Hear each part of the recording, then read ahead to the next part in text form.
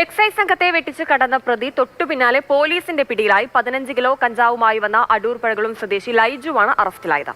Dance of സംഘം പിടികൂടിയ പ്രതിയെ പിന്നീട് എക്സൈസിന് കൈമാറി. കാപ്പ കേസിൽ പിടിയിലായി 8 മാസം വിയ്യൂർ ജയിലിൽ. പുറത്തിറങ്ങിയിട്ട് ആഴ്ചകൾ മാത്രം. ഇതിനിടെ ഒഡീഷയിൽ പോയി കഞ്ചാവുമായി മടങ്ങിയെത്തി.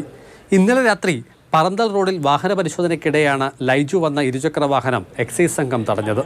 പിടിക്കപ്പെടുമെന്നുറപ്പായതോടെ ഇയാൾ വാഹനം ഉപേക്ഷിച്ച് കടന്നു.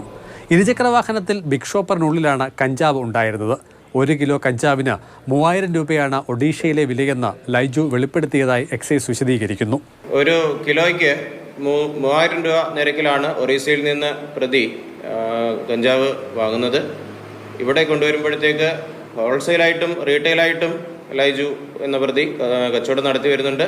ഹോൾസെയിലായിട്ട് 1 കിലോയ്ക്ക് 25,000 രൂപ നിരക്കിലും റീറ്റെയിലായിട്ട് നടത്തുമ്പോൾ 1 ഗ്രാമിന് 100 രൂപ നിരക്കിലുമാണ് പ്രതി കച്ചവടം നടത്തി വരുന്നത്. കഴിഞ്ഞ രാത്രി എക്സൈസിനെ വെട്ടിച്ച് കടന്ന ലൈജുവിനെ 100 ഗ്രാം കഞ്ചാവുമായി പുലർച്ചെ 2:30 ഡാൻസ് ഓഫ് സംഘം പിടിച്ചത്. റോക്കി ഫൈസൽ, അരുൺ എന്നിവരും ഈ സമയം ഇയാളുടെ ഉണ്ടായിരുന്നു.